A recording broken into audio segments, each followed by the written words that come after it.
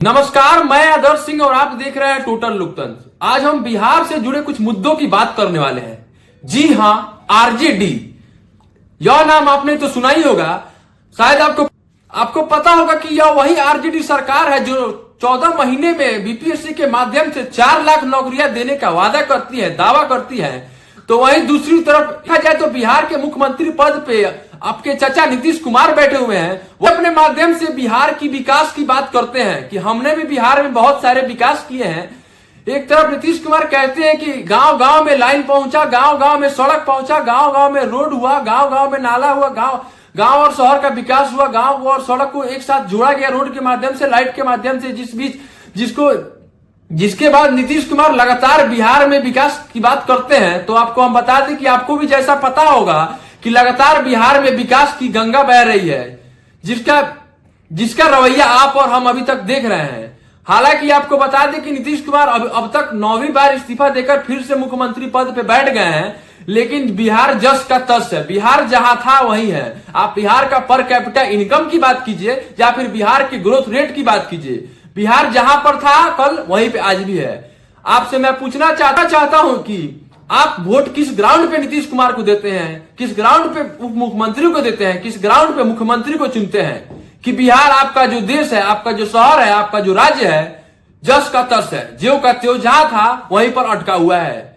आप हमें विकास अगर हुआ है तो बता दीजिए। इक्का दुक्का विकास, इक्के दुक्के काम को गिनती करके विकास जोड़वाया जाता है विकास में कि नीतीश सरकार आई है तो यह विकास की है, आरजेडी सरकार आई है तो यह विकास की है। तो मैं आपसे पूछना चाहता हूं, जब मुख्यमंत्री उप मुख्यमंत्री अपने कुर्सी पर बैठकर आने के बाद विकास किए हैं, तो आज भी क्यों बिहार की जनता, बिहार की युवा, दूसरे देशों के युवा दर दर क्यों भटक रहे हैं? मैं सरकार से पूछना चाहता हूं कि आज भी बिहार के युवाओं को अपने शहर को छोड़कर, अपने देश को छोड़कर, दूसरे देश और प्रदेशों में जाकर पलायन क्यों करना पड़ता है, जहां अपने बिहार और अपने राज्य को छोड़कर, बिहार को, अपने शहर को, अपने गृह को, अपने आवास को छोड़कर दूसरे राज्य में जाते हैं, दूसरे राज्य में पलायन करते हैं ताकि हमें अच्छी सी नौकरी मिले, अच्छी सी सैलरी मिले और हम अपने घर परिवार का भरण पोषण पालन अच्छे से कर सकें। हर आदमी यही सोचकर अपने घर से बाहर जाता है। लेकिन मैं आपसे पूछना चाहता हूं जनताओं से कि इसका जिम्मेवार कौन, सरकार या फिर जनता? क्योंकि जाहिर सी बात है कि जनता वोट देती है तो सरकार बनती है। सरकार को तो जनता ही चुनती है, सरकार को तो हम और आप ही चुनते हैं। यह जाहिर सी बात है कि हमारे और आपके वोटों से ही सरकार चुना जाता है। सब विकास का दावा करती है, लेकिन मैं आपसे पूछना चाहता हूं, जहां एक तरफ बिहार में 1700 करोड़ का पुल गिरता है, तो वहीं उस पे बिहार के नेता और राजनेता उस पे बात नहीं करते हैं। लेकिन टमाटर का भाव क्या है, लहसुन का भाव क्या है, सारे नेता उस पर चर्चा करते हैं कि भारतीय जनता के पार्टी के बाद आने के बाद लहसुन का भाव इतना हो गया तो फिर प्याज का भाव इतना होगा। लेकिन बिहार में लगातार एक साल में 2 बार 1700 करोड़ का पुल गिर जाता है, लेकिन कोई उस पर बात नहीं करता है, ना और ना ही करेगा। तो मैं आपसे पूछना चाहता हूं, ऐसी निकम्मी सरकार, ऐसी निर्लज्ज सरकार को आप कब तक चुनेंगे? और ऐसे सरकार को अगर आप चुनते हैं तो आपका और मेरा यही हाल होने वाला है कि आपको अपने शहर को, अपने राज्य को और अपने देश को छोड़कर दूसरे राज्य में पलायन करना होगा और रोजी रोजगार के लिए आपको दूसरे राज्य में जाना होगा और किसी दूसरे के यहाँ गुलामी करना होगा, तब जाके आपके महीने के 8,000 10,000 रुपए आपको मिलेंगे। लेकिन मैं आपसे पूछना चाहता हूं कि लगता है कि आपको नहीं लगता है कि यह नेता और राजनेता जो भी है वो जनता को वोट बैंक का मशीन समझती है?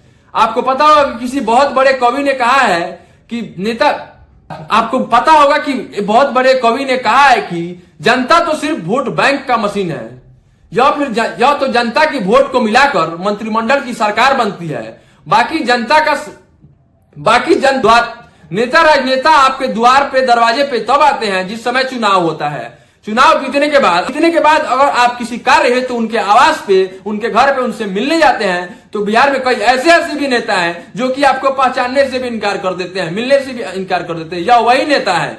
मैं आपसे पूछना चाहता हूं, तो फिर क्या मैं नेताओं से पूछना चाहता हूं, क्या बिहार की जनता को आप वोट बैंक का मशीन समझते हैं कि चुनाव आए तो चुनाव के समय जी भैया, हाँ भैया करके उनको यूज कर लिए और जैसे ही चुनाव खत्म हुआ फिर हम कौन आप कौन? इस पे बिहार में आपको कहावत पता ही होगा कि खैनी पीनी फेंकनी पाता हमर तुहर कैसन नाता। यह भोजपुरी कहावत बिहार का है, जो कि आपको पता ही होगा कि जब जरूरत है वो इंसान का तो बाबू भैया कह के उससे काम निकाल लेते हैं, वोट ले लेते हैं और जैसे ही चुनाव खत्म हुआ तो पियो फेंको गिलास की तरह हम कौन आप कौन।